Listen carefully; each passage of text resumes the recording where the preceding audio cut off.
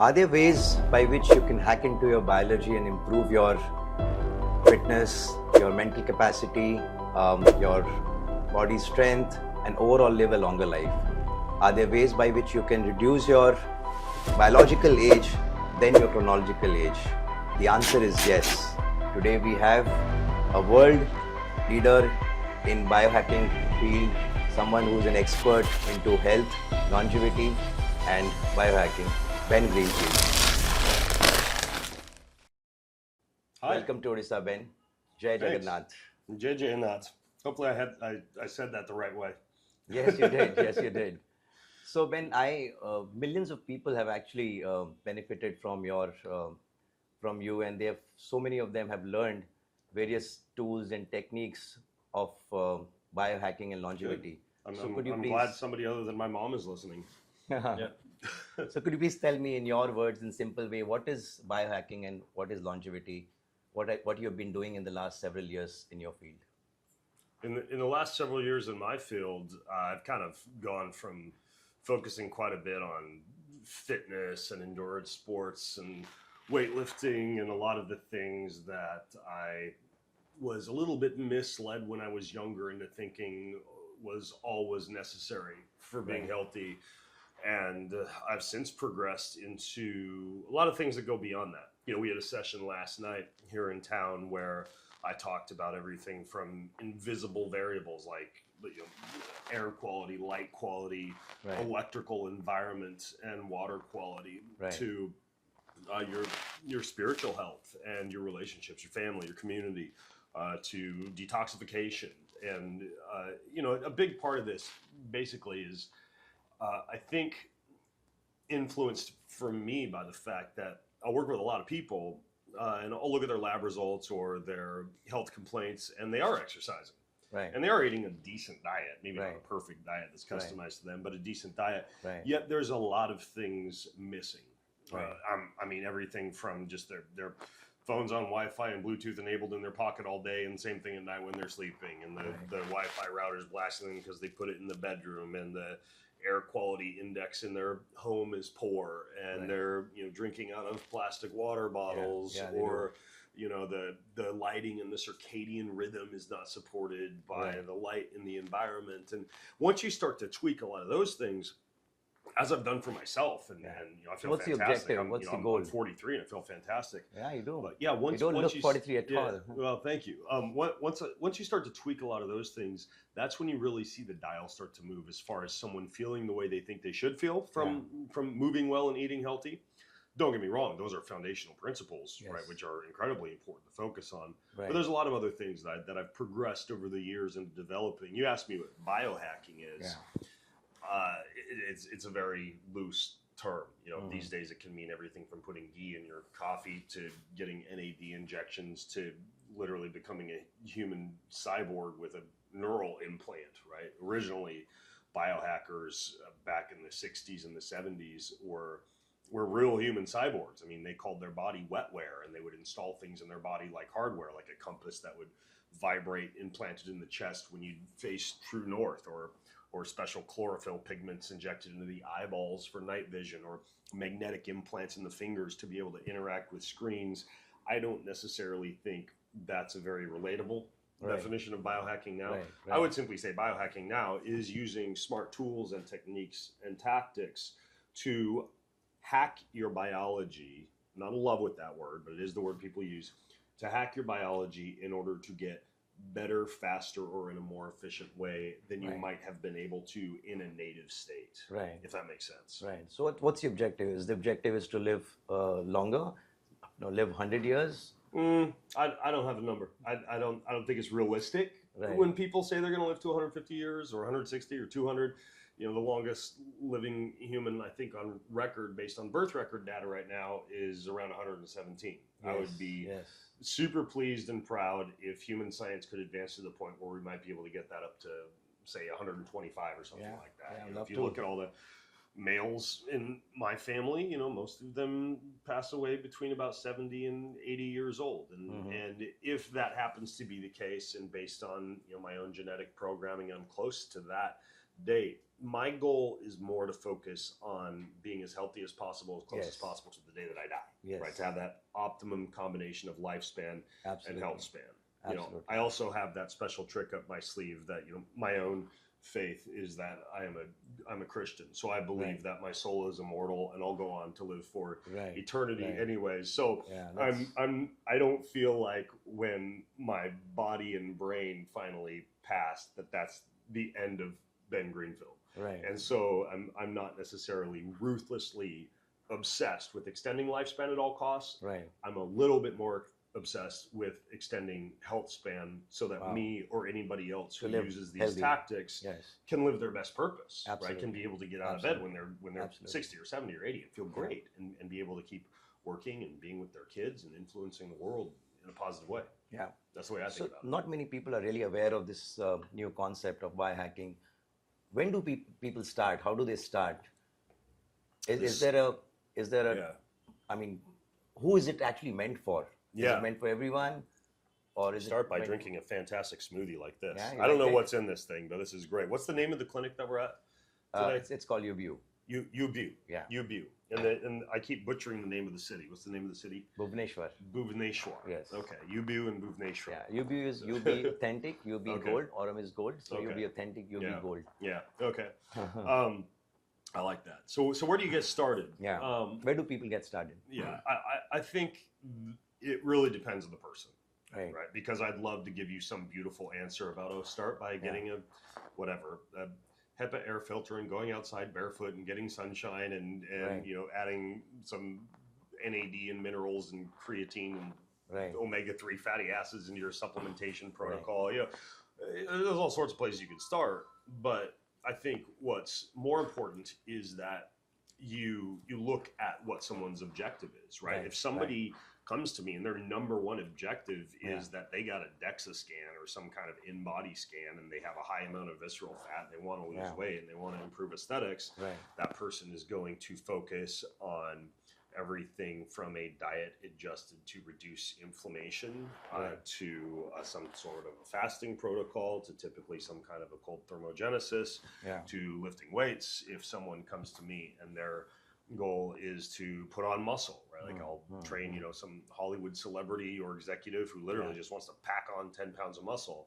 That person would be doing, you know, greater amounts of protein intake and some kind of a sauna protocol because that produces heat shock proteins that help with muscle. They would be increasing their protein and their amino acid intake. They might be supplementing with collagen and creatine.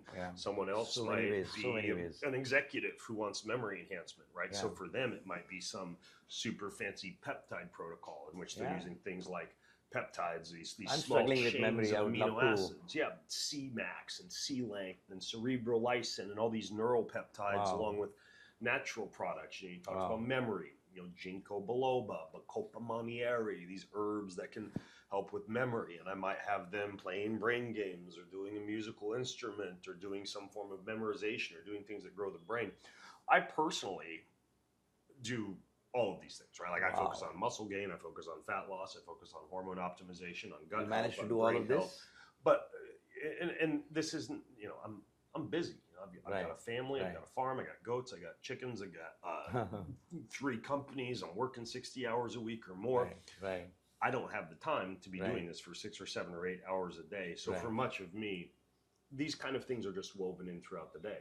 Like if I have a bunch of journals and research articles to catch up on, I'll go into the sauna and do my sauna session simultaneous to that. Or if I want to do red light therapy, I've got red light panels in my office and I'm flipping those on for the first 20 minutes of work.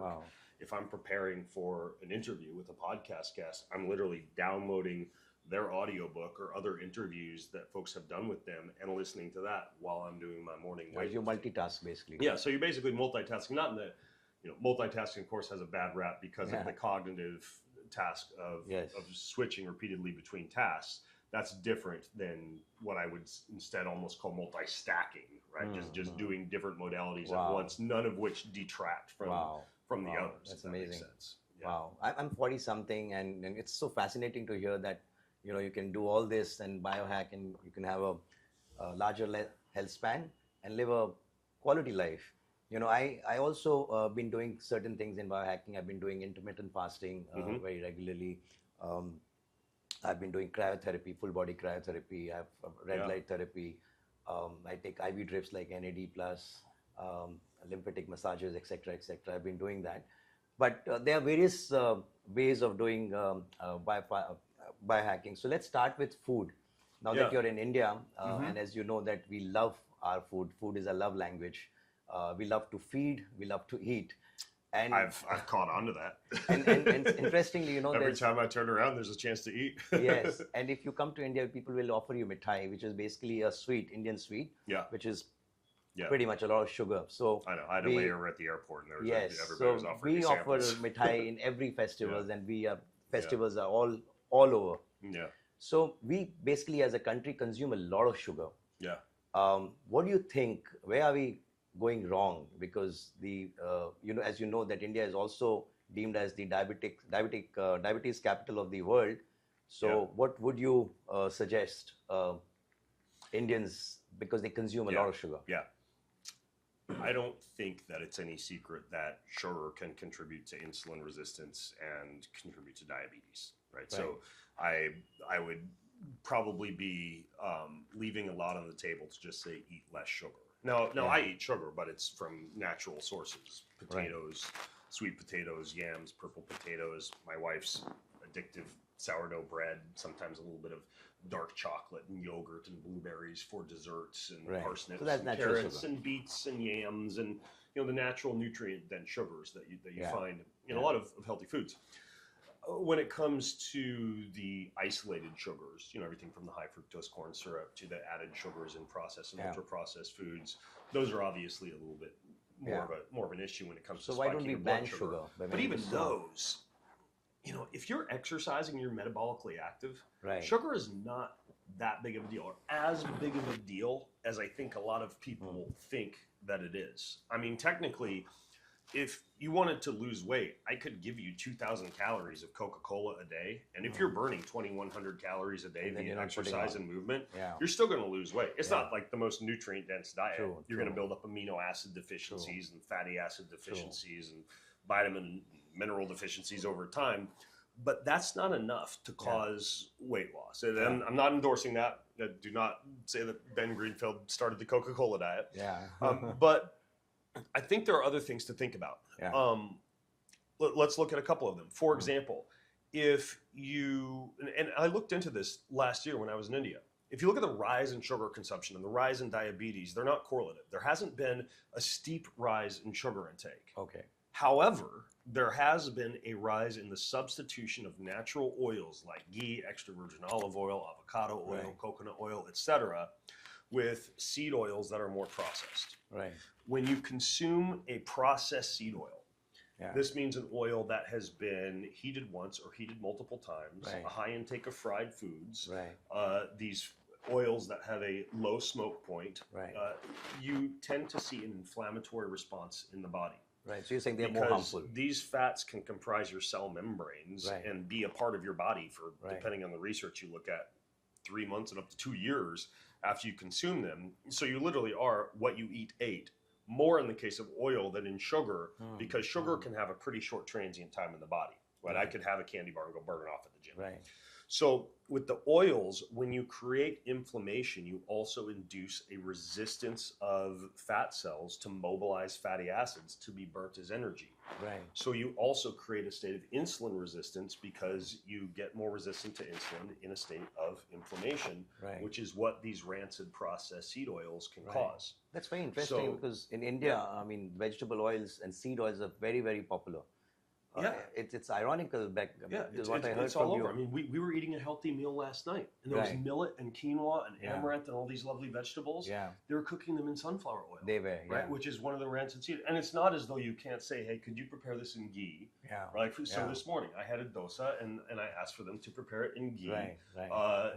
Yesterday I had a piece of chicken, and I asked them to cook it in ghee or olive oil. Most of the time they have those fats and oils around. It's simply a matter of asking for them, and then at home, stocking your pantry with those same options. Let's look at another factor in addition to seed oils, air quality index. Yeah. right? So I want to talk to you about air quality index since you've been in India talk for about last it right 10 now. days. So How has it been? so It's the topic of it's discussion definitely something that needs to be addressed, not only in India, but anywhere where there's a high population. I think in India it's a little bit worse because of vehicle emission standards and rapidly growing population and crowded streets. Yeah. But when you look at what's going on, when let's say, even if you're staying in a nice hotel and it's 500 meters from a busy highway, you've got carbon monoxide, right, which binds to oxygen or binds to the cells that would normally carry oxygen. So you're reducing oxygen delivery to cells. That's affecting cellular metabolism. Right. You've got nitrogen dioxide, which is also toxic. You've got volatile organic compounds, which can build up in the body and reduce metabolism and cause the same type of inflammation that induces resistance to fat loss and insulin resistance. Right. You've got, carbon monoxide, nitrogen dioxide, volatile organic compounds, metals and microplastics, both of which are now associated with insulin resistance and inflammation. Right. And so there's this cluster of factors. And of course, the more important question becomes, what do you do about it? Yeah, what do we do about it? We can't leave the city. We have to stay. Exactly. We have work here. You what do we do move about to it? a pristine Himalayan mountaintop if you still got to feed your family. Right. And is there anything that government can do about it? The big obvious ones that I think some people are aware of, but that we should at least give a head nod to. Right. One would be good HEPA air filtration. Looking for a HEPA air filter that will actually filter PM 2.5. So particulate matter 2.5. So keeping an air filter is at the home. size of the particle that's going to be most well absorbed and cause the most systemic damage. Right. PM of like 10, that's going to irritate the lungs a little bit, but it's not going to cause as much system-wide issues. But you want a HEPA air filter that has really, really good carbon filtration that's going to get rid of PM 2.5. Right. In the US, there's brands like Jasper, Air Doctor, Origin is the one that they have at the hotel that I'm staying at here. That's also a good one. Right. Origin, by the way, is also the company that did research on genetically modifying plants to make them better air scrubbers. Wow. So if you look at the NASA Clean Air Study, they actually identified multiple plants like peace lily and English ivy that you can plant around your house. They're not as powerful as a HEPA air filter. What plant did you say? They're prettier. There's like 8 or 9 of them. A couple I said was English ivy and peace lily. There's several others. I don't have them all memorized. But we have is that enough for a person in the house if you keep a plant? Does that?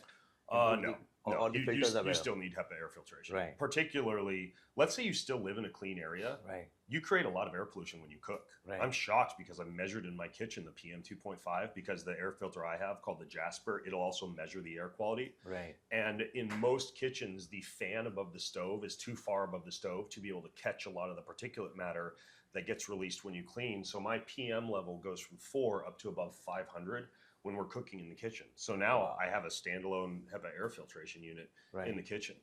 So air filtration via both plants and HEPA air filters, that would be one. Another would be using a good mask when you are outdoors in areas where you need it. You know, the classic example would be the N95, which obviously got super popular. When I picked you up from the airport, you were wearing that mask. I wear that mask a lot. I don't like it. It feels hot and sweaty, and when you're breathing into a mask, you're breathing in your own carbon dioxide, so you get a little bit lightheaded, and it's not comfortable, but it does do a good job filtering. So, but talking about the carbon dioxide that you breathe in, is that good? Because when you have the mask on, you kind of breathe these there's stale a whole air? field of therapy behind carbon dioxide therapy. I actually have a carbon dioxide generating unit called a carbohaler next to my desk in my office, and I do breathe pure carbon dioxide for about not pure carbon dioxide, I shouldn't say that. It's about 7% carbon dioxide for around 5 to 7 minutes during the day. It seems to build up stress resilience, increase your heart rate variability, which is a measurement of your nervous system readiness, and it has some interesting effects on the lungs as well. However, constantly breathing carbon dioxide, I mean, for more than like 5 to 7 minutes, you're inducing a mild state of physiological stress and psychological stress if you're walking around with a mask the whole time because you're in a mild state of self-suffocation via the carbon dioxide inhalation. So we've got HEPA air filtration and masking, and then there are certain things that you can do beyond that as far as what you consume. So pure, clean, filtered water, I hydrate a ton here. I've actually recorded a few podcasts here, and I've literally had to go use the washroom during the podcast because I have to pee so much here. But I'm doing that on purpose. Like I'm staying very well hydrated. So being adamant about hydration from good, clean, pure sources. Right. So plastic is, of course, the But when crinkly you plastic. travel, you get the water in the plastic bottles mostly. Is that not an issue? Well, the problem with the plastic, and a lot of people are like, well, it hasn't been heated. I don't know if the plastic water bottles in the gym mini cooler back at my hotel also spent 10 hours in the hot backseat of a car before they put them in the gym. So you need like the really hard heat resistant plastic, or I just travel with the glass or stainless steel water bottle. I fill that up at the airport from the drinking water station. It saves me whatever, $7.99 on a Fiji or a Pellegrino. And that's what I do 99% of the time. Then at home, I just have a water filtration unit. So drinking a lot of water, that's one. There are certain antioxidants from foods that are most studied for reducing the effects of air pollution. One would be sulforaphanes. You get those from broccoli, cauliflower, sprouts. You can buy sulforaphane as a supplement. That's one that's very powerful. Another one would be anthocyanins. You find those in things like blueberries and purple cabbage, like the blues and purples of the plant kingdom. Powerful antioxidants like vitamin C and vitamin E are pretty well known for pollution. And by the way, I've tripled my antioxidant intake since I got to India, by traveling with some of these little antioxidant packets. Vitamin B flies under the radar. The research on vitamin B to reduce the effects of air pollution damage on DNA, on the immune system, and on the lungs is not something a lot of people talk about, but you can get a good vitamin B complex multivitamin just about anywhere. And vitamin B has really good effects. So this is all that you do to counter the air pollution that And then glutathione. Amazing. Glutathione is incredible. Few things to know about glutathione. You can take it as an oral supplement. I use it as a transdermal. I use a brand called Glutaril, which is very well absorbed. So I use transdermal glutathione spray.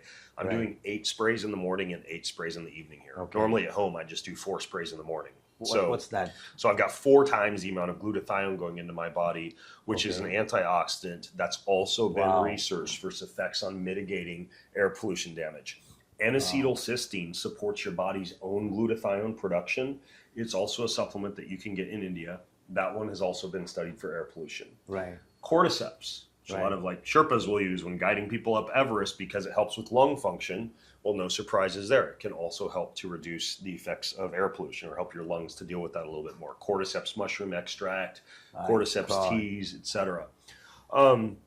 So we've got NAC, we've got glutathione, we've got cordyceps, and then beyond those kind of things that we can do from a dietary or a supplementation standpoint, I'm a huge fan of nebulizing. I bought a nebulizer when I got here. It cost $20. I got a little bottle of hydrogen peroxide. You mix the hydrogen peroxide. Typically, you'd use a saline solution. I don't travel with the saline solution, so I just get good, clean, pure water and put a few pinches of salt in it. You typically want about 0.15% solution. So I'm basically doing into the nebulizer, the canister for the nebulizer is about that big. So I'm filling it up mostly with water, and then I don't have a volume measurement in my hotel room, but I'm just splashing that with a little bit of 3% hydrogen peroxide. Easy to find at any pharmacy. A nebulizer and hydrogen peroxide might put you back like 25 USD. That's So incredible. now what I do is when I'm checking my emails in the morning or in the evening, I pull on the mask. And I'm simply doing deep breathing through the nebulizer with hydrogen peroxide while I'm working on my laptop. Now, at home, I have liquid glutathione. And you can actually nebulize, and I'll do this when I get home. You can nebulize liquid glutathione, and that's an even more powerful antioxidant than hydrogen peroxide. So I use a brand called Glutastat. It's made by a company in Florida called Mitozen. So nebulizing is incredible for the air pollution piece as well. And then if we want to get deep into biohacking, we're at a beauty clinic right now. Aesthetic exosomes have become very popular. I was talking with Dr. Sam earlier. They use Korean exosomes here, for injectables in the face.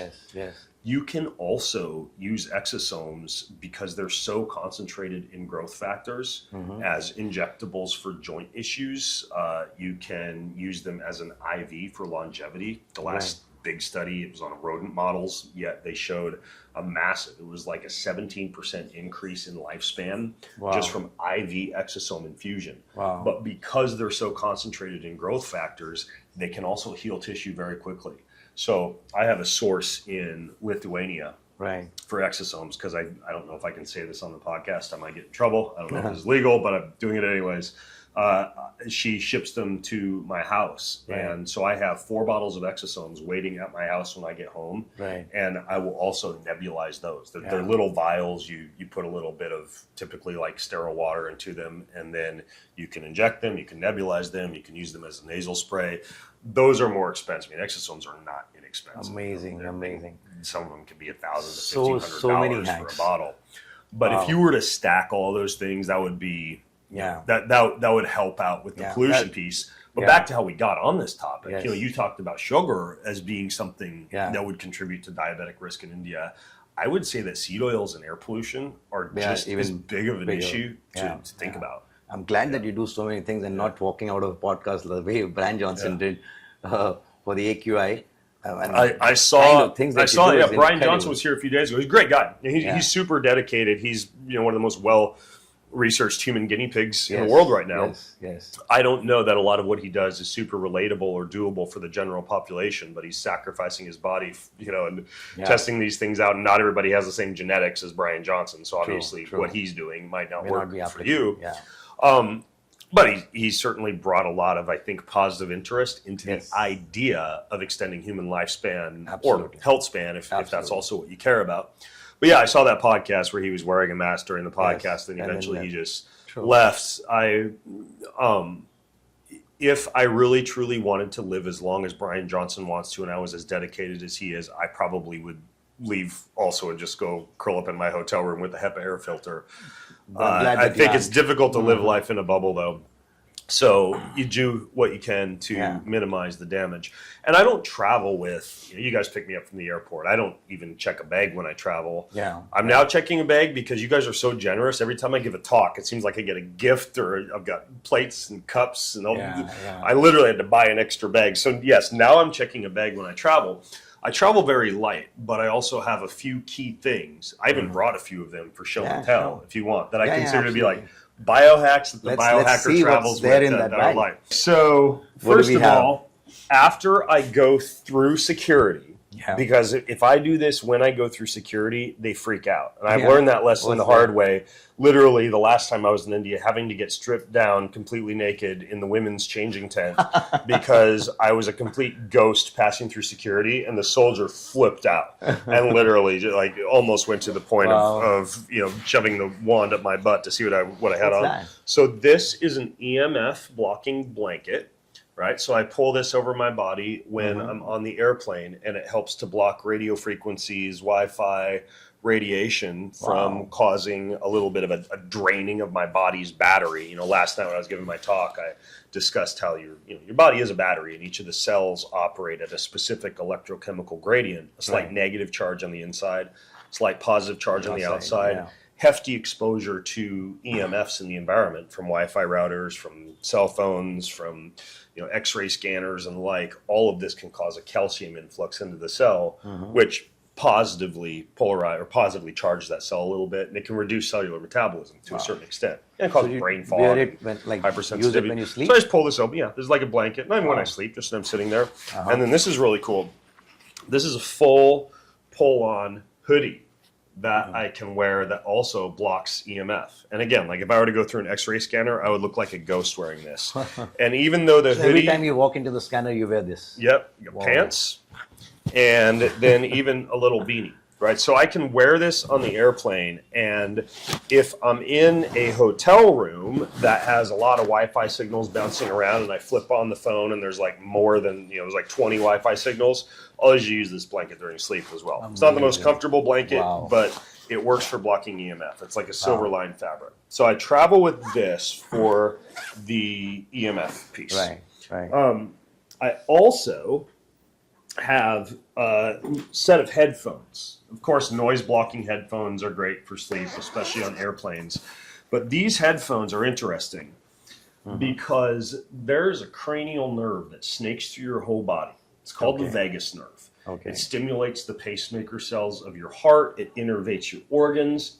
If you're in a stressed out state, you typically have poor feedback from your vagus nerve to the rest of your nervous system, including your heart.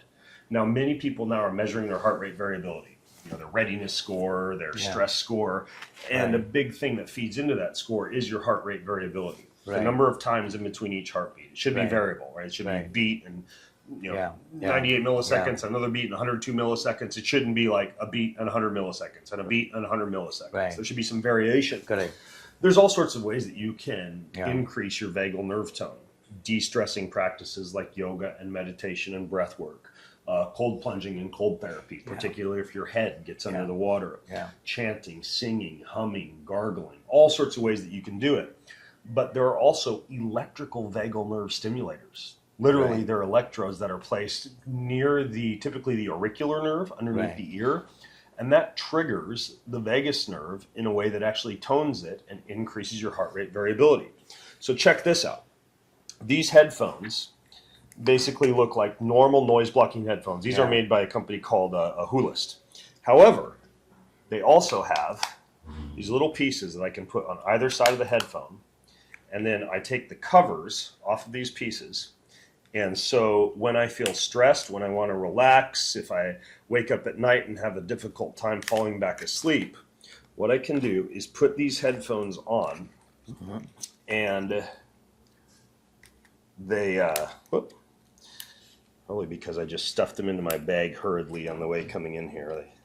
But basically, I put them on and these little pieces go directly over the ear or under the ear, right where it stimulates the vagus nerve, and they deliver a mild electrical sensation that helps to tone the vagus nerve. Incredible. So I can decrease stress while I'm on the go. And obviously, since I like to travel with over-the-ear headphones anyways for the airplane, it's not like I have to travel with a bunch of extra stuff besides those two extra little vagal nerve stimulators that go over the headphones. And then in addition to that, in this bag, I'm a huge fan of red light therapy, but I'm not going to travel with a red light therapy bed or panels, and it's sometimes hard to hunt down these things when you're on the go. So what I've got in this bag are a few things. First of all, this is a wraparound red light therapy device. It's even waterproof. This one's made by a company called Lumiflex. And I can flip this on, and what I do is when I'm laying in bed at night or when I get up in the morning, I put one on my back and one on my stomach. If I ever get any aches or strains or pains, I can wrap it around a joint. So I travel with two of them because they easily fit in here. So my favorite way to do it is I put one in front of me and one behind me when I get up in the morning. And because... Is it for the muscle pain? What's that? Is it for the muscle pain? For muscle pain, for innervating for kind of like warming and radiating the gut bloods, which is going to basically cause photonic activation of all the cells in the body as the blood rushes past. So I'm getting this almost like the equivalent of red light therapy, but it's on the go, wrapped around any joint. So I travel with these. And speaking of red light, I also travel with these. I was wearing these last night. So of course, these are pretty basic biohack. You put these on at night.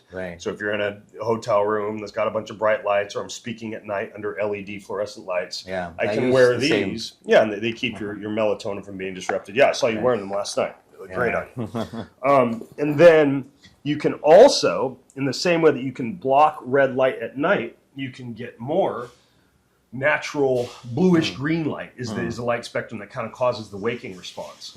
So if I'm not able to get outside in the sunlight when I'm traveling, maybe it's a cloudy day, maybe it's a time of day when the sun hasn't yet come up, but I want to get my body awake. Maybe I'm in Las Vegas where there's a bunch of tall buildings and you can't find the sun if your life depended on it. I'll pull on these glasses, and these are called IOs. And they go over my eyes just like that. Matter of fact, I may have misspoken. These ones, there's two different brands I travel with, one called IOs and one called Retimers. These might be the Retimers. Anyways, those are the two brands, AYO and Retimer, and they produce this spectrum that I can use while I'm checking my morning emails or walking around the hotel room, and what is stretching what do in the morning, making coffee. It causes an awakening response to occur very similar to what you get if you were looking at sunlight. So it's a way you can kind of hack your circadian rhythm by getting exposed to more of the blue light. So you'd want to avoid the blue light at night. You can wear glasses like that in the morning. So since these travel so much cool. to... it helps with circadian rhythmicity. Exactly. So then these are interesting. This one's called the Apollo, and this can go around my wrist or my ankle. And then I can use an app on my phone to select whether I want it to be set in sleep mode, relaxation mode, meditation mode, focus, energy, social, and it delivers a mild vibratory sensation around typically your ankle or your wrist, and it shifts you into that desired state.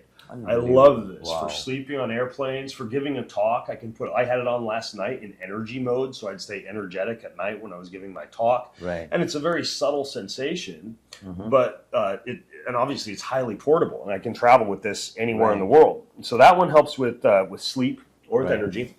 And then this is one of my favorites. So when I wake up in the morning, sometimes I want like that extra 20 minutes in bed, or sometimes very similar to what happens to a lot of people. I'll wake up at like 3 a.m. with racing thoughts or something like that. This is called a sensate, and you wear it around your neck. It goes right over the collarbone, so it stimulates the area of the collarbone responsible for triggering the vagus nerve, similar to the vagal nerve stimulators on the back of the neck. Right. And then you put it on, and it plays music through your headphones that correlate to the vibrating sensation that the sensate is making. Incredible. And it just lulls you into this peaceful, meditative-like state. You just forget all your worries. You lay back. It feels like a cat purring on your chest almost. But this thing, I mean, it's super simple and easy, and I'm addicted to it. Like it's amazing. I do one almost every single morning for about 20 minutes when I travel. Right. And so those are just a few of the little things, that don't require me to, to check a bag per se, but those are examples of what I suppose, back to your original question, would be considered like biohacks, but they're relatable. Right, And a lot of those things, those are affordable for the general population as well. Now that you're in India, and a study says that 60% of the Indians chooses to be vegetarian, right? They have a vegetarian diet, and a majority of them do not stay away from meat for religious reasons as well. Yeah. So I'm a vegetarian myself, Ajay. I So tell me, how do how you supplement the vegetarian food? Like, how do we get our protein intake? Yeah. What's your advice to the people who can't eat meat, for that matter? Yep. So I look at the blood work of a lot of plant-based eaters, and I tend to see the same deficiencies pop up over and over. Which is B12. Typically, it's creatine, vitamin B12. Yes. It's not tested as much, but taurine tends to be low in these individuals. Omega fatty acids. Right. Overall protein intake tends to be low. Right. And iron. Those are some of the biggies. Right. Now, what's interesting is you don't see those abnormalities pop up as much in the people who are using more ancestral preparation methods for the plants that they're consuming. What do you mean by ancestral when you preparation soak, when you sprout, Right. when you do slow cooking methods, you Right. unlock a lot more of the nutrients from the amaranth and the quinoa and the millet and the lentils and the legumes and all of these foods that tend to be some of the protein sources on a plant-based diet. Second class protein, they say. Yeah, but if you're simply just like cooking them quickly, you're not unlocking a lot of those nutrients. Right. So the first thing I encourage people to do is soak, sprout, Right. ferment. You can even eat sprouts, like seeds that Right. have been sprouted. Right. Obviously, eating a wide variety of foods. This is like, vegetarianism 101. Rotate your grains and your beans and your rices and eat a variety, and don't just have one type of grain or bean or rice or grass, so that you're getting a multitude of different amino acids from those sources. But again, they're not going to be unlocked. Right. Let me put it this way. Consuming like a bowl of quinoa for breakfast that you've soaked at night and rinsed off, and then let soak again in a little bit of water and vinegar, and then rinse that again in the morning, and then prepare it, almost similar to how you might do overnight oatmeal. Right. You're going to get more protein and less digestive distress from that quinoa that's been slowly prepared. Right. So rotating and also using ancestral preparation methods is important. Right. Nowadays, you can get rice protein powder, pea protein powder, hemp protein powder. A research study came out several years ago showing that if you consume digestive enzymes when you have a plant-based protein, you increase the amino acid bioavailability of that protein. So you can kind of like hack a plant-based protein powder by adding enzymes to it. And it's still not as good as whey protein or egg protein, for example, but you are increasing. But whey protein is still okay because it comes from dairy, so we consume a lot of whey protein as well. Yeah, so whey protein would be okay. I actually didn't know that. I thought that you also stayed away from whey protein. No. We do consume whey. It comes from cows. But it's a dairy product, so it's fine. Yeah. So whey protein's got great amino acid bioavailability. one of the top selling products for one of my companies called Keon, a nutrition supplements company, are vegan essential amino acids. These are the building blocks of protein that are pre-digested that amplify your body's own blood levels of amino acids for muscle building, for repair, for recovery, but they're a non-animal based source. So essential amino acids are all 9 amino acids. Branched chain amino acids aren't so good. They're almost like expensive flavored water, and they spike blood glucose a little bit, and I'm not a huge fan of those. But if you get all 9 essential amino acids, meaning by essential, they're the ones that your body can't make on its own. You can actually increase your protein availability. Collagen and gelatin are a little bit similar to that. You know, for many vegetarians, those aren't an option unless it depends. You know, there are not many good sources of like collagen and gelatin that you're going to find in the plant-based world. But essential amino acids, that's another really good way to get your levels up. You should be shooting for about 0.7 to 0.8 grams per pound of protein body per pound of body weight. You can do so we supplement through whey protein and through the amino acids. And digestive enzymes at the same time that you have the supplements. And then the other things I talked about, you know, iron. If you're eating a wide variety of legumes, etc., you can usually get enough iron, but some people need to supplement with iron. An example of a form that doesn't irritate the gut would be like iron bisglycinate. Taurine you can supplement with. Creatine's fantastic, just pure plain old creatine monohydrate, around 5 grams a day for both men and women. For the neural brain enhancing effects, you can even get up to 10 to 20 grams. The higher amounts are also fantastic for sleep deprivation. Some kind of a vitamin B complex, in many cases like a fat soluble vitamin complex as well, like your vitamin D, A, E, and K. That's something that tends to be a little bit lower in plant-based eaters. And then the last one would be omega fatty acids. And if you're doing a lot of chia seeds, flax seeds, you know, nuts, you'll get a decent amount of omega fatty acids, but the conversion is pretty poor. And you can, I mean, of those fats into DHA and EPA in your body.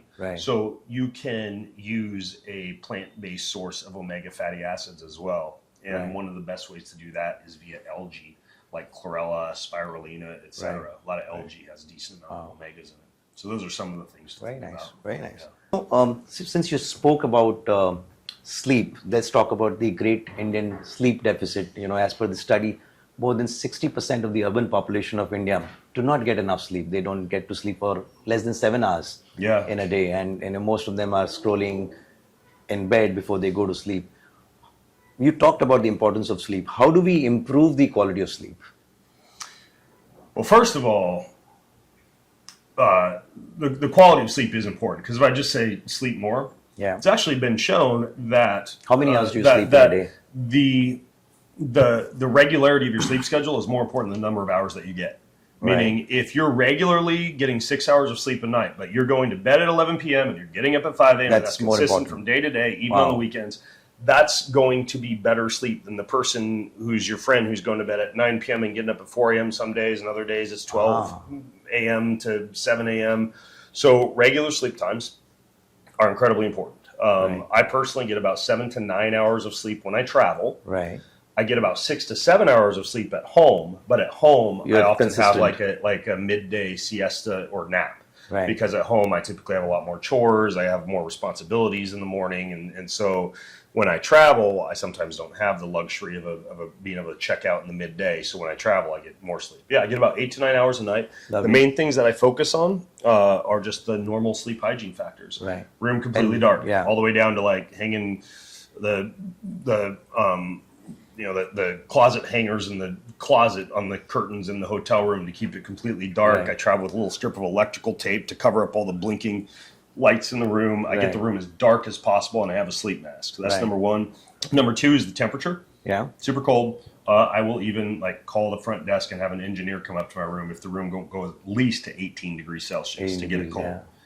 So the sleeping temperature, if you have a heavy spicy meal or exercise session in the 3 hours before bedtime, lukewarm shower, slightly cold shower before bed to cool off the body.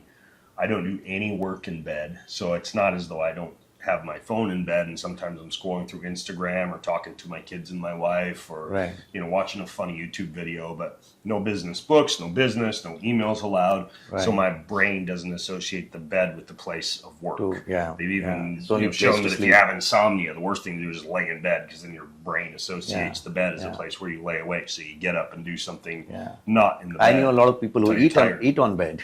And no, they have their dinner on bed. Do not eat in bed. That would be a big one to avoid.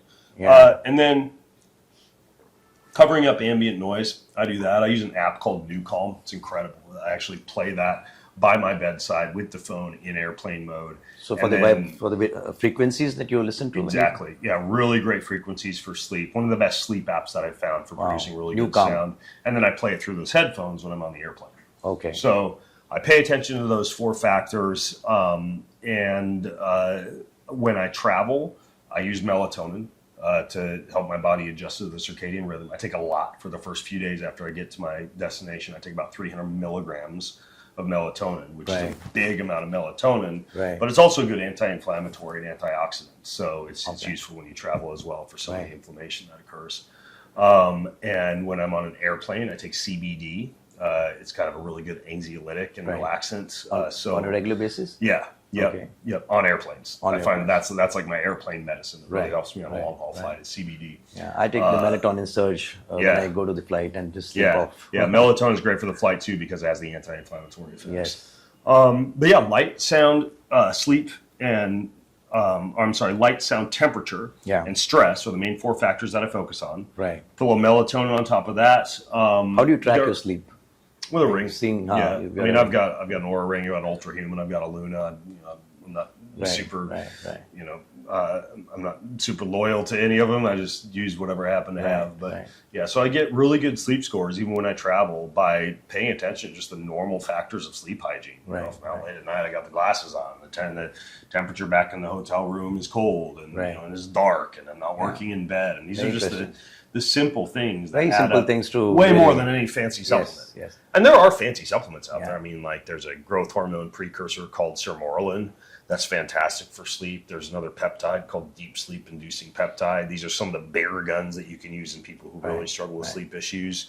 There are peptides like ipamorelin and tesamorelin that are growth hormone precursors that not only help with repair and recovery, but that can also assist with sleep cycles. There's natural herbs, valerian, chamomile, etc., and blends of those. How much is enough? I mean, how much can we do? Because it's that's the problem is people start to add a bunch of stuff into their pre-sleep cycle, and then they become dependent on those, and think that they need them for sleep. You don't want to get dependent on it. I try to keep things as simple as I can. I have one other sleep supplement that I travel with, also made by my company, called Keon Sleep. And that one's just very simple. It's like L-theanine and GABA and a few natural laxants. And so I throw that on top of the melatonin. It helps out quite a bit. So you talked about napping. We are in this part of the world where people love to take afternoon naps. It's embedded in the culture. So is that good, or how important? Huge fan of the afternoon nap. How do you optimize I wish every napping? culture had just like Spain or many other countries where you just can't go out between 2 and 4 p.m. because everybody's taking their siesta. That's same here. It reboots the body. It gives you a second day. It lets you get up early and do a good morning routine and then relax. Technically, if you look at things even from an Ayurvedic standpoint, lunch is supposed to be the heaviest meal of the day, so you're going to get a little groggy and not necessarily want to go back to the office and crank out emails. So I love an afternoon relaxation session. I find my heart rate variability is higher. I'm healthier and happier to be around at dinner time with the family, and it doesn't take long. It can literally be 20 to 45 minutes. One of my favorite ways to do it is via a yoga nidra session, which is just a basic body scan where you go from your head to your toe or your toe to your head, and you relax the whole body with a little bit of breathing. It's also known as non-sleep deep rest because it kind of simulates a sleep cycle. So how long the nap should be? Ideally 20 to 45 minutes. It depends. If you're sleep deprived, sometimes it's 60. But the problem with that is if you take too long of a nap, then you don't sleep well at night. You kind of continue that vicious cycle. The thing with the non-sleep deep rest is it does a really good job relaxing you and kind of shifting your body into a sleep-like state. But that same app that I talked about, New Calm, that also has some 20 and 30 and 40-minute sessions in it that seem to do kind of similar. So talked about this circadian rhythm, and as you know that we are busy professionals, and the studies show 60% of the working professors don't sleep on time. They have late nights. There's a concept of 80 hours work week, which we are talking about in India right now. So this people are really busy, traveling all the time. It's called a what work week? 80 hours a week. Oh, 80 hours. 80 hours a work week, yeah. That's a lot more than Tim Ferriss's 4-hour work week. That's what our industry giants are promoting. Yeah. So because of that, your sleep gets really disturbed, and you talked about the circadian rhythm. So how do you regulate that, really? The things that I talked about are powerful. There's also a German term, Zeitgebers. It stands for something like, roughly translated as timekeepers. Right. There are certain things that help to put your body on the right clock so that you fall asleep at the time that you want to at night and get up when you want to in the morning. Yeah. There's basically the four same time. Yeah. One is that your body needs to be warm in the morning and cool in the evening. That's why some of these fancier mattresses now, or mattress toppers, like the 8 Sleep, it'll even kind of like warm up a little bit, I believe. That's one that does it. There's another system called the Bed Jet that'll kind of warm the air. So you treat your body by at the morning, warm in the cool daytime and cool at night. Yeah, but basically doing something that warms you up in the morning and then being cool at night. And doing something that warms you up in the morning could also just mean like hitting the gym or doing a sauna session. You don't have to get some fancy sleep system that warms you up. Right. For me, sometimes when I travel, it's just a hot, steamy shower. Right.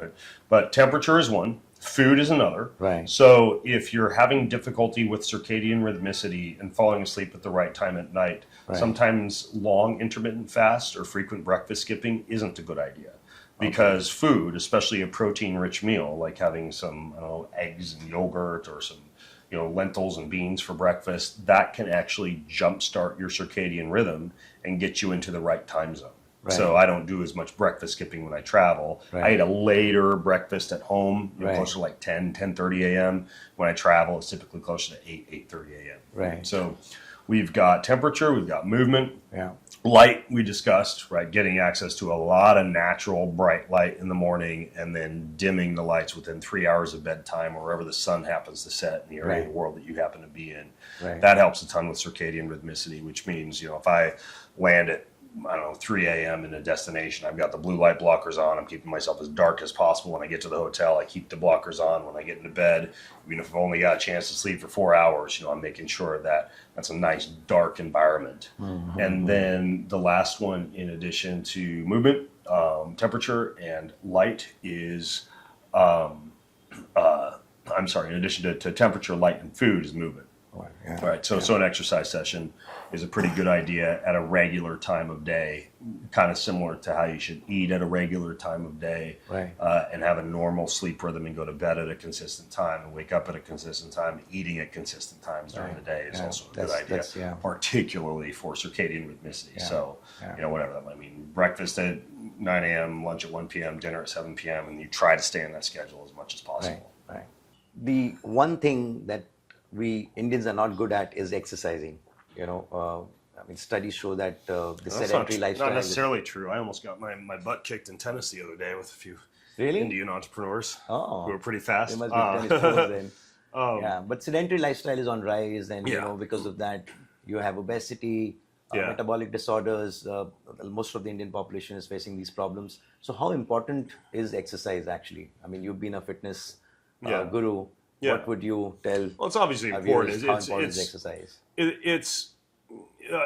got to be careful because a lot of people, particularly people who listen to podcasts focus on health and fitness, they exercise too much. There's like a Goldilocks zone of exercise, and technically, you don't have to exceed about 150 minutes per week or so of low to moderate intensity exercise, or 75 minutes a week or so of very intense exercise. Right. If you are engaging in what's called non-exercise activity thermogenesis, that's just a fancy term that means that you've hacked your lifestyle so that you're engaged in low intensity physical activity throughout the day. Right. A walking treadmill, or saving all of your phone calls or Zooms or meetings for when you're moving, when you're walking, even if you're pacing around your office. Right. Stopping every now and again for some squats and push-ups during the day, doing like mini exercise breaks, etc. You keep moving. Yeah, there's a much bigger impact on weight loss and fitness from engaging in those type of activities. You were mentioning than that there is you from an average exercise take 15,000 steps a day, and you're always on the move. You should shoot for 8,000. I get 15 to 20,000 steps a day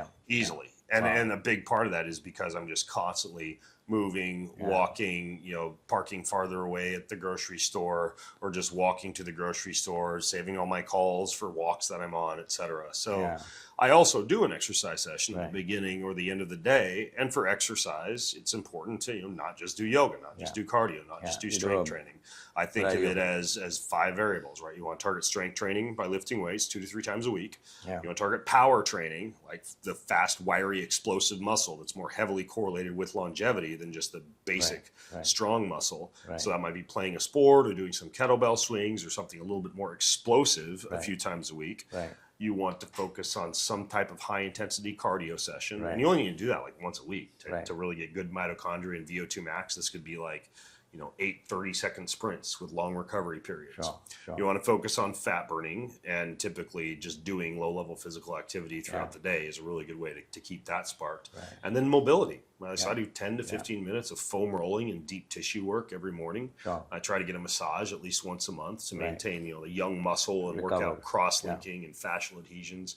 But strength, power, cardio, fat burning, and mobility. You focus on those 5 variables, and you can squeeze all that into an hour or less a day. Absolutely. And if you do that and you're also moving throughout the day, I think the biggest problem is people just don't move. And part of it's psychological. Fridge is exercise. Part of it's psychological. I get funny looks when I'm pacing at the airport, where everybody's sitting, waiting to sit for 2 hours. It's like, why would you not be up and around, walking and moving? And I'm just on my phone call, listening to an audiobook or a podcast. I occasionally stop in a quiet section and do some, push-ups or chair dips or air squats. It's like, and you get funny looks, and that shouldn't be the case. Like, it shouldn't be weird as a human to be moving, especially when you're moving, because you're going to be sitting for the next 2 hours. So you just have to kind of A, program it into your lifestyle, and B, not worry if people give you funny looks, because you're that person who, I mean, you even saw me yesterday. We checked in the hotel. You're stretching in the hotel lobby. And they'll tell me, just why don't you sit and wait while you get your room ready? I'm like, I don't want to sit to wait. I've been sitting in the car for 20 minutes. I'm going to walk around and move my body and stretch.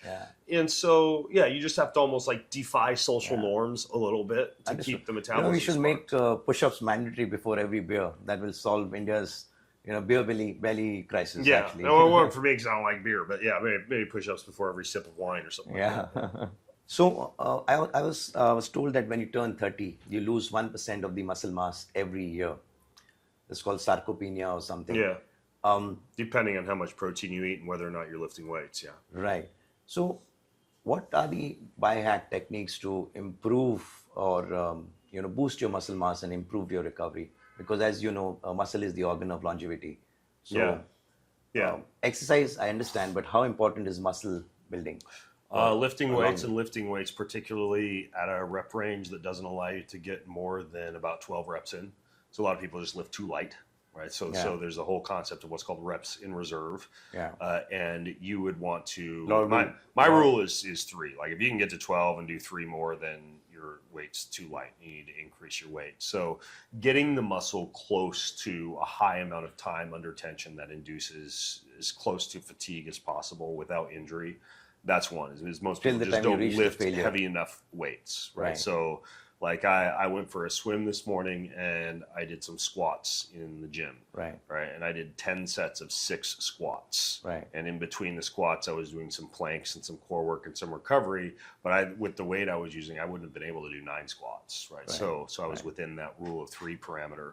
So lifting heavy weights, eating adequate protein, right? We touched on that, 0.7 to 0.8 grams of protein per pound of body weight.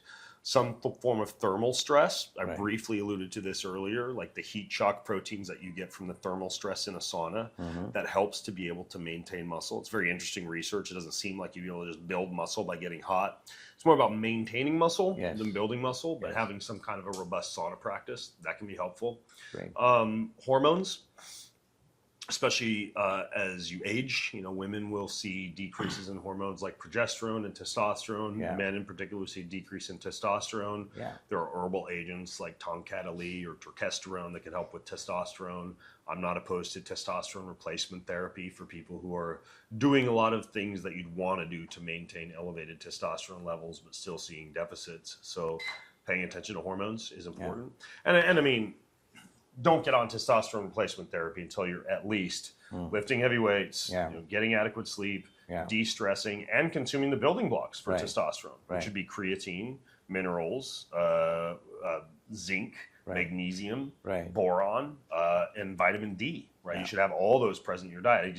Omega-3 fatty acids would kind of fit into that as well, just Right. addressing all the basic building blocks. I see a lot of times, especially it's popular in the US, people just get on testosterone replacement therapy when they haven't addressed the base foundational needs. Yeah. So yeah, I would say the biggies would be eat adequate protein, lift weights, pay attention to your hormones, get hot on a frequent basis, and that'll help.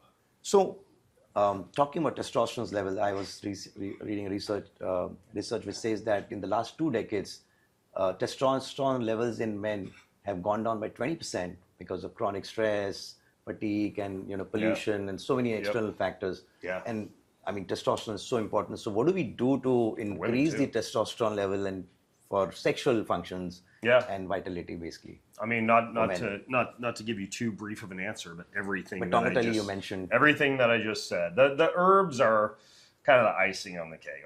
Tonkat-Ali, testosterone, and some of these herbal agents, they help a little bit, but not as much as lifting heavy weights, particularly with your legs, where you have a high amount of androgen receptors. So for me to do that number of sets of heavy squats this morning is great for my testosterone. So lifting heavy weights with your legs, not being the person who's got like an upper body but toothpick legs. We kind of skip legs most of the time. Don't skip leg day if you want high testosterone. Right. Eating adequate protein, getting adequate sleep, living a stress-free lifestyle, the basic foundational principles like I talked about, your minerals, zinc, boron, vitamin D, omega fatty acids, creatine, and magnesium, making sure those are present in the diet. And those would be the big variables to check off. Yeah. There's some people that are into either getting their balls cold, like saying the ice baths can help with testosterone if your crotch is getting nice and cold. Other people claim anecdotally that red light therapy can also help with testosterone production. Really? But these are all little things, kind of like the herbs. These are all little things. A lot of the herbs like tonkat-Ali and silajit. Ashwagandha. Yeah, they make a little bit of an impact, but you shouldn't be messing around with those until you've covered the base foundational principles. Like if a guy's taking those supplements, he's not doing deadlifts and squats and getting 7 to 9 hours of sleep a night, and not living a super highly stressed lifestyle and paying attention to some of those other things we were talking about, like electricity and air and light and water, then he shouldn't be fooling himself into thinking that a little bit of shilajit or tonkat-Ali is going to boost his testosterone levels much. So talking about sleep at night and not living a super highly stressed lifestyle and paying attention to some of those other things we were talking about, like electricity and air and light and water, then he shouldn't be fooling himself into thinking that a little bit of shilajit or tonkat-Ali is going to boost his testosterone levels much. So talking about hormones, I think you mentioned yesterday that one thing that is most important for the longevity is relationships, your quality of your relationship, your fulfilling relationship. So is the hormones like oxytocin, serotonin, are they really, really important part in the longevity? They play a very important role? Well, I think that based on the nature of your question, the stabilization of serotonin and the increase in oxytocin that you get from good relationships, from hugs, from touching, from kissing, from sex, from being around your children and people who you love, from community building activities and family dinners and group dinners and outings, oxytocin is important for longevity. Serotonin very similarly, although serotonin is also something that one should really also pay attention to from a gut microbiome standpoint, like paying attention to gut bacteria, dietary diversity, vagal nerve stimulation, low amounts of stress, particularly when eating. These are also all going to help out serotonin. So interesting. But not as much of a link between some of those neurotransmitters or hormones and longevity. More of a link between them and things like happiness or stabilization of the gut-brain axis, et cetera. Right. But I think that if you're trying to come at things from as many variables as possible, paying attention to things like oxytocin, serotonin is important. Wow, amazing. Yeah. Amazing. So let's do a quick fire round. I'll ask you questions and you have to give me short answers. I'll be brief. I'm bad at that, but I'll do it. Nowadays, you see a lot of celebrities with perfect body, toned body, perfect physique. Are they fooling us with their perfect routine of food and diet and exercise, or is there something that they are going on? What's your take on Ozempic? I work with a lot of celebrities.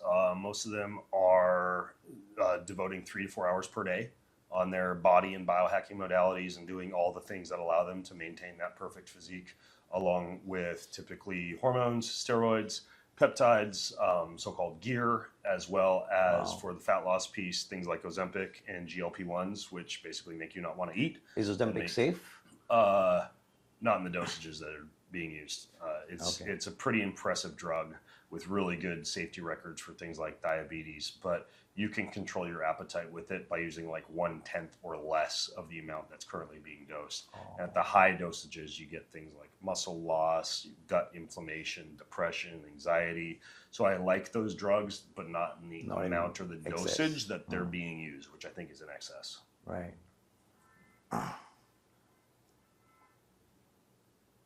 So Ben, I'm very curious to know, what is the most craziest thing that you've done in the field of biohacking and health and fitness? What's the craziest thing that comes to your mind? I'll give you 3. I've had every single one of my joints, toe to head, hair, skin, nails, gonads, everything injected with stem cells during a 4 to 5 hour surgery in Park City, Utah. I've done that twice. Injected stem cells in your joints? Yeah. Okay. Every joint, all at once. And what does it do? One session. Longevity and basically restoring your body's lost stem cell pool that occurs as you age. I've done gene therapy in Mexico, where you literally get an intramuscular injection. In this case, I did follistatin gene therapy, which caused 11 pounds of muscle gain in about 3 months, which would be unheard of via natural means, but it literally turns on the gene responsible for building muscle. That's interesting. And I've done also in Mexico full body blood filtration, 5 hours a day for 2 days in a row in a hospital bed in Tijuana, having all the blood pulled out of my body, passed through a filter to pull out pathogens, spike proteins, everything, and then back into like the a body dialysis? to completely clean up the body, similar to a dialysis. God, Yeah. wow. Those would be, I would say, 3 things: full body stem cell procedure, gene therapy, and blood filtration. Wow. Oh, very interesting. Yeah. If you could delete one mainstream myth about health and longevity, which is being very pushed by the experts in capitalism, what would it be? One myth. One myth, that you need to eat a lean, low-fat diet in order to be healthy, because fats serve as the building block for cholesterol, for hormones, and they're so necessary for so many metabolic functions that I think we're too fat phobic, and I wish people would quit throwing around words like, or phrases like, lean protein as much. Yeah. Lean protein mostly comes from fish. Well, I'd rather have a nice big fatty cut of fish and eat the skin and the eyeballs and all the good fats from it than I'd have a lean cut of fish. And I hate chicken breast for that reason. I'd love to have chicken just soaked in olive oil and ghee and all sorts of good fats. Wow. So, yeah, I'm a bigger fan of fatty protein than lean protein. Very interesting. Yeah. Very interesting. Don't go near fat for your low-fat yogurt. Always full fat. Mm-hmm. Wow. So can we really cheat genetics? I mean, some people are born with good genes, some are with bad genes. Can we hack that? Can we cheat our genetics? Yeah, you can test your genes. You can find out you have a high risk for, I don't know, like colon cancer and limit your red meat or alcohol consumption.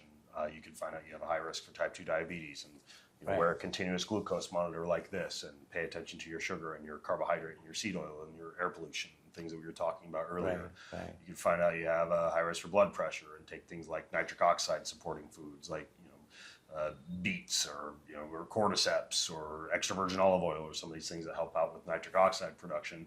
You can find out they have a predisposition to certain diseases and adjust your lifestyle, accordingly, your diet, your exercise, etc., so that the epigenetic factors responsible for manifesting that disease don't actually take place. And technically you could actually get nowadays like gene therapy, and actually if you want to delve deep into biohacking, actually get injectable gene therapy for some of these things. But yeah, you can certainly address genetic risk factors pretty adequately if you know what those genetic risk factors are. That's amazing. Wow. Yeah. So many mainstream doctors considers biohacking as a pseudoscience. I mean, a lot of your skeptics would say that it is just a passing trend. biohacking just a trend? What would you tell them?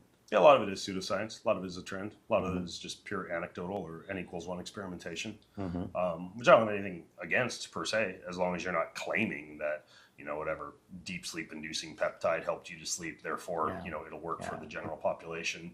But then there are other things that have a great deal of research on them. You can find thousands of studies on hydrogen water, or on photobiomodulation with red light therapy, or the beneficial effects of cold immersion. So it depends on what we're talking about. But a lot of it is purely anecdotal, and a lot of the claims are overhyped. If I hear somebody say that you take certain mitochondrial enhancing peptide and you're going to break Olympic records, I'm like, no, you're going to break Olympic records through blood, sweat, tears, and good genetics. And the rest of it might be a little bit of icing on the cake. Yeah. Huh. Wow.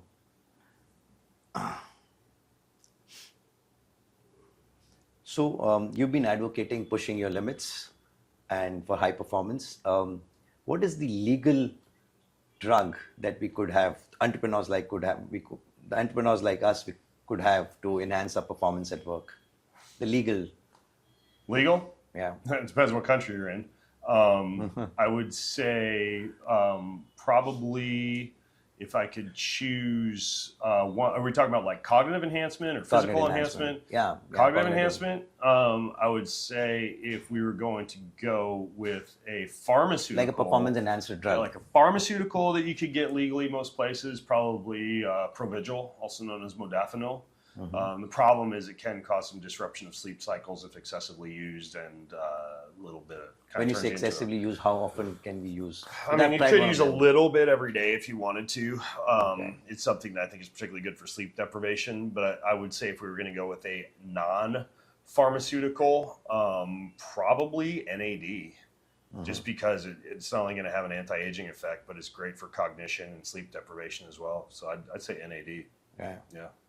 So NAD in the form of IV drips or in the form of oral supplement? I don't have the time to get IV drips, but if you can get, that's great. But oral supplementation is fine. It's also fine. Yeah. Wow. So if someone wants to improve the productivity in 30 days, what is one thing that they should stop doing? Watching TV. Watching TV? And the news. It's a waste of time. Yeah, owned it. I'm total idiot. You asked me about the latest movie, Hollywood, anything, I'm total dummy. Yeah. Totally no Netflix, no OTT platforms. I don't watch sports on TV. Nothing. No. No. A lot of people think, well, I'm missing out on certain aspects of life, but I've chosen what I want to win at. Lovely. Yeah. That's amazing. Wow. So the last question, Ben. So what's the best money hack that you could advise to the followers in India? Something which comes cheap. I mean, you've said a lot of things, I know. What is something which is the cheapest and the most effective and efficient biohacking technique for your followers in India? The planet Earth. Every time lightning strikes the surface of the planet or solar radiation bombards the surface of the planet, it collects negative ions. When your skin comes in touch with the surface of the planet, you absorb those negative ions, and it helps to recharge the body's battery. That's why the sandals I took off when I came in the door here have copper plugs in the bottom of them and copper laces. They're called Earth Runners. There's other brands out there that keep me grounded and in connection with the planet Earth versus wearing big built-up rubber-soled shoes. I go outside barefoot. I'll do push-ups with my hands on the concrete. I try and get in touch with the surface of the planet for at least 20 minutes a day. And back to the pseudoscience thing, that's not pseudoscience. Similar to hydrogen water and photobiomodulation and cold therapy, if you look at PubMed, there's a growing body of research on the effects of so-called earthing or grounding. Wow. Cheap, easy. Last time I checked, touching the ground was free. Yeah. In most cities and countries and states. I'm sorry if you live in a place where it's not. But yeah, just earthing, grounding. Fantastic. Such a lovely conversation that we had, Ben. I really had a lot of fun, and there's so much of information that you've given us. I mean, I really have to sit and decode each one of it and try to see what works for me. Yeah. Thank you so much for being on this podcast. I totally loved it. Thanks for having me. Thank you, Ben. Great smoothie too.